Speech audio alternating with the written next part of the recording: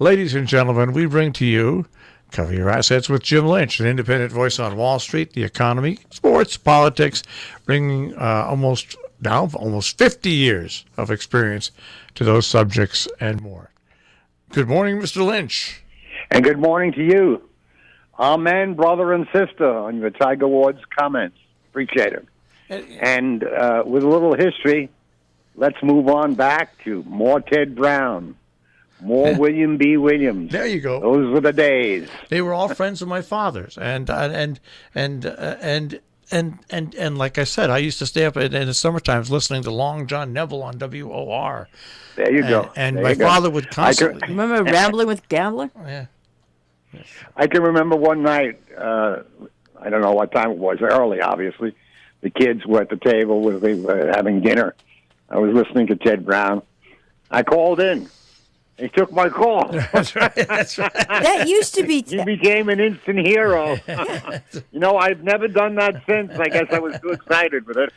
But anyway, it's a time gone by. But it's a yes, time. Yes, it is. It was a beautiful time. It's a time. We're going to get back there in a different fashion. Sooner or later. We're going to later. get back there in a different fashion. Sooner or later. You got to keep that positive attitude, the faith, the integrity of who we are. Listen, we got a lot here today, so let's start right with the markets, the stock market. Real highlight today, the Federal Reserve, who basically dictates our money policy, came out and said, well, the stock market does look a little bit high. And more importantly, something which I focused on that, but I focused a lot on debt. The debt that we have in this country is incredible in terms of the federal government, consumer debt. Corporate debt is relatively manageable for high-grade corporations. But this is going to compound the fact that earnings are going to slow down in the second quarter, and that as people realize, the general person, that they've not gotten a tax cut, people are going to get more conservative in their spending. And businesses have already gotten somewhat conservative in their spending, considering their much lower tax rate and all of the money they get in from their tax breaks. And they're buying back their stock. Pardon me? They're buying back their stock nowadays. They're buying back their stock, which, it's really, how can I say this? Well, they're buying back their stocks at too high a level versus history and versus where the purchase is value. Now, you can buy the stock back, and that means there are less shares outstanding, which means the earnings go up by that particular factor, which should help the stock further. But it's like being on the top of a mountain. There's no way up anymore on that mountain because there's no more room to grow. And that's what's happening in the economy. But it is an incredible, folks, waste of assets, capital, when we give back $1.5 million trillion, $1.5 million trillion in tax breaks to the wealthy and corporate interests, when indeed, as was posed by Nancy Pelosi and Trump and Schumer, they're posing $2 trillion for infrastructure. Well, you had that in a shake of a lamb's tail if you didn't cut those taxes. Now we're not going to get it because currently the bond deficit for the government is $22 trillion, and it will soon be 23, 24, 25. We're on dangerous turf in terms of the stock market. It's at a relatively high on price earnings basis. Is very definitely a high on the psychology of what's creeping into the economy and into earnings. Now this gets me to the bugaboo that has been ailing us in the economy and is going to really hurt if the U.S. continues its very, very ridiculous policy of tariffs. Tariffs that the U.S. imposes on China, for instance. You know who pays those tariffs? Please listen closely. The people who pay the tariffs on the Chinese goods coming into this country are not the Chinese. Those tariffs are paid by the U.S., United States corporations who turn it over to the Treasury. This depletes some of their capital, hurts their earnings. Sometimes these prices get passed on to consumers. Mostly not, because corporations need revenues to thrive. And when you move up prices on a product, any given product, unless it's in tremendous, robust demand, you run the risk that people will stop buying the product. So this administration has got us in a huge quagmire. We're doing the negative, raising tariffs, cutting taxes on those who don't need it, offending our allies and our enemies, not our enemies, our allies throughout the world. So it would seem to me stocks are very overvalued. And particularly yesterday, I just couldn't take it anymore. I had to admit to a co-manager of mine that, let's slow down on the short-term bond purchases. So somewhere along the line, this president is going to so alienate foreigners that they're going to begin to say, well, maybe we shouldn't buy so much U.S. government debt. Donald Trump is the guy who said he wants to buy bonds, U.S. bonds, at a discount. That was said about a year and a half ago or more. Folks, that does not help confidence in bonds issued by the U.S. And now it's time to come full circle. Donald Trump has never been a successful businessman. He's been a cheat. He's been a fraud. He's bankrupted 5-6 companies. He's screwed all kinds of individual contractors. He has lied and bribed, taken money from the Russians and the Chinese and anybody else who would give it to him when the commercial banks wouldn't. This is the man who is telling the Federal Reserve what to do. This is the man who is yelling and screaming irrational economic policies.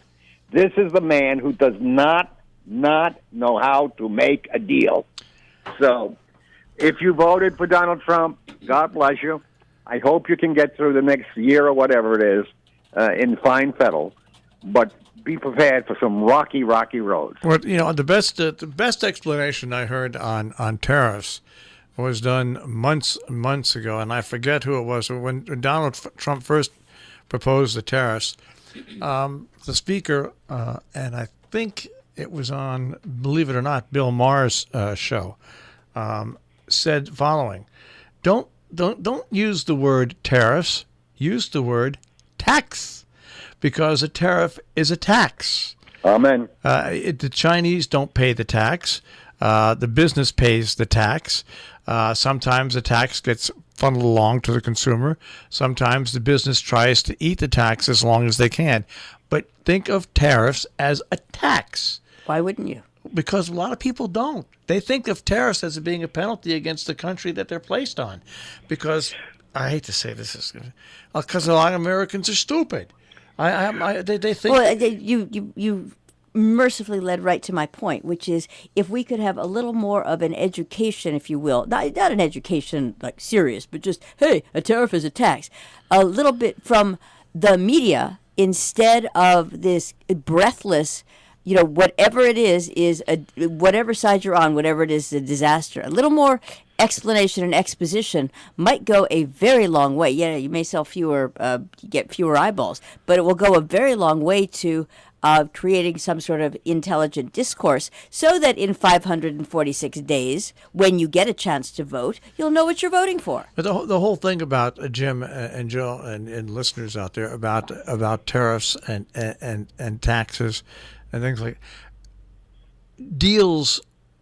The cat is out of the cat is out of the bag. The barn door is open. The horses are out of the barn. They're not coming back in.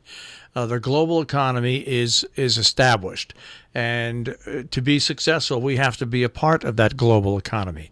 The way you become a part of that global economy is when you make global deals, business deals, tax plans, anything that if they're not working out properly, you adjust them.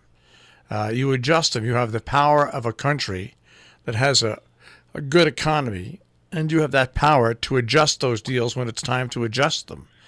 But you can't just throw around tariffs and say we're gonna throw another $200 million in increased tariffs. That is so poorly done in so many different ways. It's inconceivable to talk about. Well said. And Jill was getting onto it in that people need to pay attention, learn, go to different sources for their information. Jim? And just let me finish this one point. In terms of, I heard the word that possibly we're not as smart as we should be as citizens. Leave that alone for a minute. Just understand that the man in the White House has disrespected everybody, no matter what party they're in, by his pitching lies, by his saying, "Oh, I'm the strong man. I know what to do." People have been disrespected, okay? When someone says, "I've got the biggest brain," yeah, sometimes people laugh at that, but folks, this is the president. This is the president of the United States of America, the most powerful country in the world. I grew up with a reverence for the office, not the individual and not the personality, because of what it represented. This is being disrespected by the current person in the office. Please, please get other sources of information.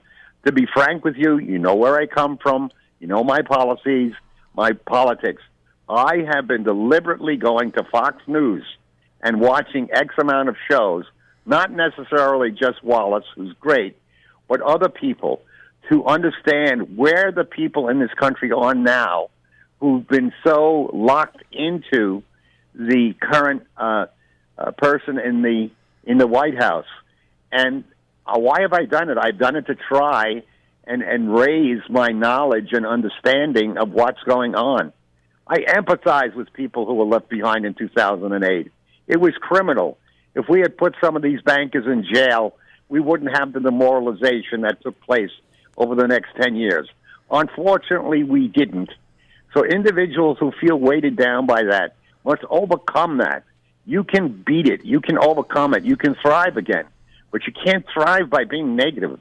You can't thrive by going into the againstness that the current head of the Republican Party or the Republican Party is advocating. And lastly, the Republicans have denied their presence as representatives of the American people and the values of the American democracy. Please start learning about that as you go forward, as Jill was saying, about the coming elections, because what's very pertinent, this stuff, you say, oh, it's not going to be for a while. You got to learn, digest, change your ideas, move around, get more information. That takes time. You're working hard. You're doing things. Anyhow, go ahead, Jill. Sorry.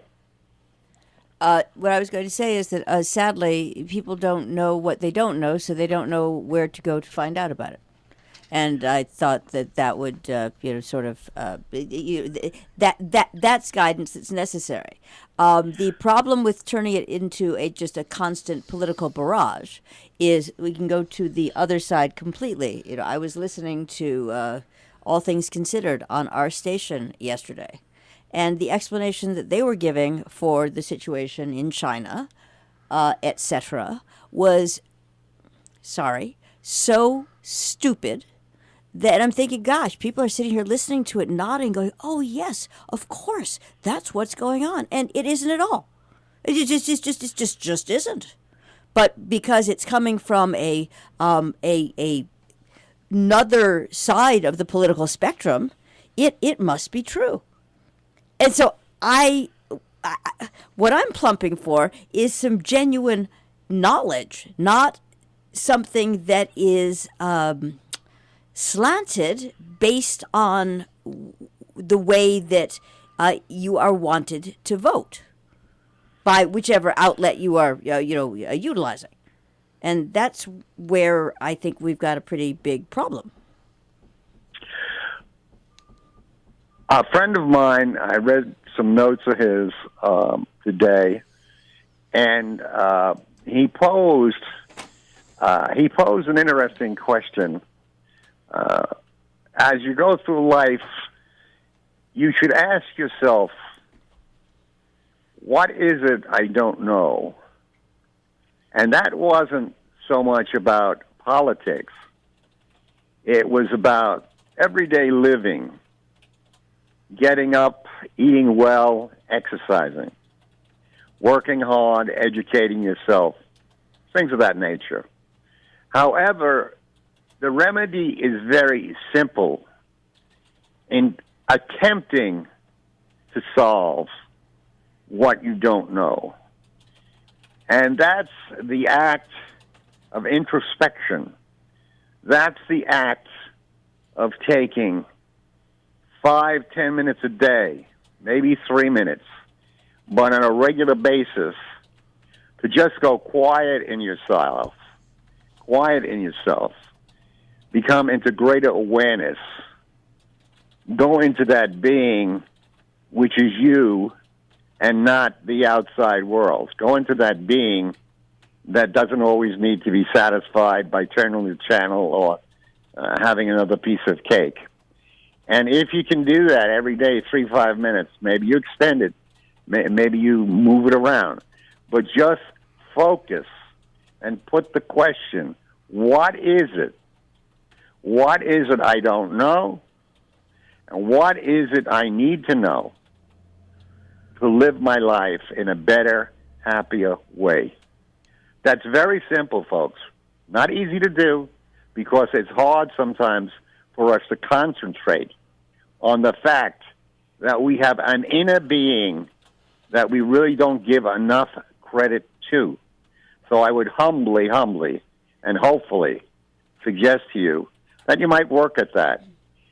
In this particular time, in this particular country, at this particular moment, we need to support ourselves, and we need to remember we are independent of outside things. Yes, they impact us in various ways. We are independent. We can change. We can move. We can change the channel. We can read a book instead of the internet. So I truly hope for all of us, because all of us need to get into a better reference point, a reference point of what works for us as individuals, not what party, not what song or dance, but just what is it that works for us.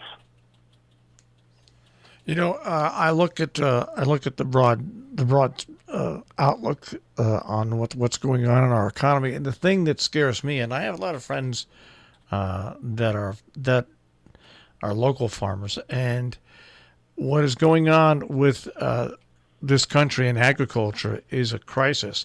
First of all, big agricultural companies have basically taken over and control the market. But now those big agricultural companies and all those big farms that are in the middle of this country are in the worst shape they've ever been in. Because of what? Because of the tariffs. These are the companies that keep our trade balance from really being out of whack. If it wasn't for what we do with our agriculture and what we ship to the rest of the world, our trade, our economy, the trade balance would be just devastatingly bad. And this is a segment of our society that somehow we've got to protect. And there was something that came out yesterday, 2 days ago, with Bernie Sanders speaking in Iowa that I was shocked. And that is shocked with. And if you own, I never knew this, if you own a John Deere tractor, one of those major big John Deere tractors, right? Farmers can only get it serviced and fixed through John Deere. They can't navigate out and do it out of any other cheaper, like if we own a Ford car and something goes wrong with the Ford or a Chevy or a Subaru, you're not locked into your dealer. You're not locked into your dealer. Your warranty, as long as you can keep your warranty up with any dealer you want. Farmers have got to be able to do that.